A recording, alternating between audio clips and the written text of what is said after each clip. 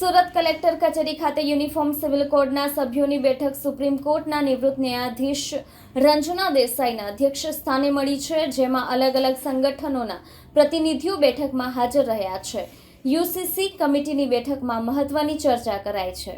આજે uniform civil કોડના કમિટીની બેઠક સુરત કલેક્ટર કચેરી ખાતે મળી હતી। આ બેઠકમાં વિવિધ સમાજ જ્ઞાતિના આગેવાનોએ હાજર રહી પોતાના મંતવ્યો રજૂ કર્યા હતા। સુરત કલેક્ટર કચેરી ખાતે યુનિફોર્મ સિવિલ કોડના સભ્યોની બેઠક સુપ્રીમ કોર્ટના નિવૃત્ત ન્યાયાધીશ રંजना દેસાઈના અધ્યક્ષસ્થાને મળી છે।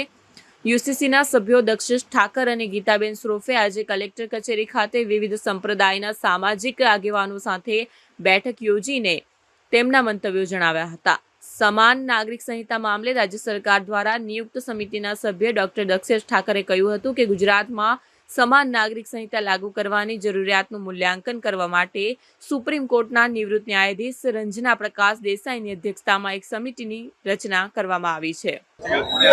આજે સુરત મહાનગરમાં જે યુસીસી ગઠન થયું હતું, નામદાર સુપ્રીમ કોર્ટના નિવૃત્ત જજ આદરણીય દેસાઈજી અને એની સદસ્યની ટીમ એ સુરતની અંદર યુસીસીના મામલે અલગ અલગ ક્ષેત્રના લોકોને સાંભળવા આવી હતી। મુખ્યત્વે યુસીસીના કાયદામાં આપણા જે બંધારણ મુજબ જે કલમ ભારતના સંવિધાનમાં 25 મુજબનો જે કંઈ રાઈટ છે, દરેકને સ્વાતંત્ર્ય પોતાના ધર્મનું જે સ્વતંત્રતા મળી છે એમાં કોઈ ફેરફાર કે કોઈ એમાં કોઈ તકલીફ નથી। પણ કલમ 44માં જે પ્રાવધાન કર્યું છે, જોગવાઈ કરી છે કે યુનિફોર્મ સિવિલ કોડ યુસીસી એ એટલા માટે કે જન્મ, લગ્ન, મરણ અને એનું રજીસ્ટ્રેશન બાદ જે કેસો થાય છે, ડાયવોર્સના કેસમાં, ભરણ પેશનના કેસમાં, વારસાઈના કેસોમાં, તો આમાં ઇક્વાલિટી હોવી જોઈએ। સ્ત્રી પુરુષમાં પણ ભેદ ન હોવો જોઈએ। કેટલાક લોકો સ્ત્રીને હક નથી આપતા, એવું પણ ન હોવું જોઈએ। ઓલ ઇક્વાલિટી હોવી જોઈએ અને દરેકના મામલે ઇક્વાલિટીના મામલે આની સાથે સાથે કે જે પ્રમાણે ભરણ પોષણના કેસ કોર્ટમાં વૈધા છે, મરણ પછી વારસાઈના કેસોમાં અલગ અલગ પ્રકારના કેસો વૈધા છે, તો આ બધામાં તો કમસે કમ એક રાગીતા આવે અને કોઈ પણ ધર્મના લોકોના લગ્ન હોય એ પોતાના રીત રિવાજ મુજબ કરે, પણ એનું રજીસ્ટ્રેશન તો અવશ્ય કરે। આવનારા દિવસોમાં આપણે જ્યારે સંવિધાનથી ચાલવાનું છે ત્યારે આપણે સંવિધાનનું પાલન કરીને યુસીસી આપણા બધાની એકતા માટે ખૂબ જરૂરી છે કે બધા જ્યારે બહાર રોડ પર નીકળીએ તો જાતિ, નાતિ, ધર્મથી ઉપર ઉઠીને કે ભાઈ આપણે લગ્નનો જે રાઈટ છે તો જે બધાને ઇક્વલ હોવો જોઈએ। જે આપણે ભરણ પોષણનો રાઈટ બને છે મહિલાઓને, એનો પણ સરખો ન્યાય મળવો જોઈએ। જે વારસાઈનો ન્યાય હોય તે પણ સરખો મળવો જોઈએ। તો આ ત્રણ વસ્તુ પર ઇક્વાલિટી એ કોમન સિવિલ કોડનું મુખ્ય અંશ છે। મુખ્યત્વે રજૂઆત એ છે કે હાલમાં ગુજરાત સરકાર પર 3.85 લાખ કરોડનું દેવું છે।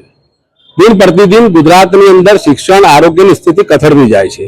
યુવા બેરોજગારીનો દર વધતો જાય છે, ખેડૂતો પરેશાન છે અને સરકારી ભરતીમાં શિક્ષણ વિભાગ હોય કે પોલીસ ભરતી કે અન્ય વિભાગ હોય એમાં 50% કરતા વધારેની ઘટ છે। સરકાર આ તમામ મુદ્દાઓ પર ધ્યાન આપતી નથી કે એના માટે ઘટતી કાર્યવાહી કરવા માટેની કોઈ નીતિ નથી, પરંતુ બિનજરૂરી રીતે ગુજરાતની અંદર યુનિફોર્મ સિવિલ કોડ લાવવાની કવાયત હાથ ધરી છે, એનો અમે વિરોધ કરીએ છીએ।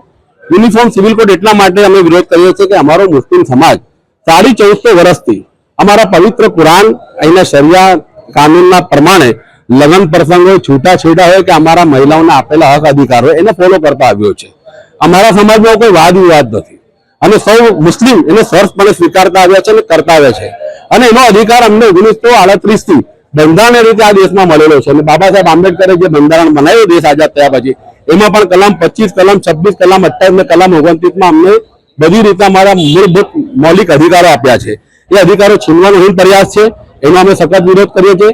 અમારી સાથે સાથે મહારાષ્ટ્રીયન સમાજ જે સુરતના સમાજ ગુજરાતના વર્ષોથી વસવાટ કરે છે, એ મહારાષ્ટ્રીયન સમાજના પણ કુંડી પાર્ટી હોય, ગુજ્જર પાર્ટી હોય, નાભિક હોય, કોળી હોય, મહાજન હોય કે દલિત સમાજ હોય, એમાં પણ લગ્ન પ્રસંગ મામાફોઈ સમાજમાં થતા હોય છે સગા સંબંધીમાં।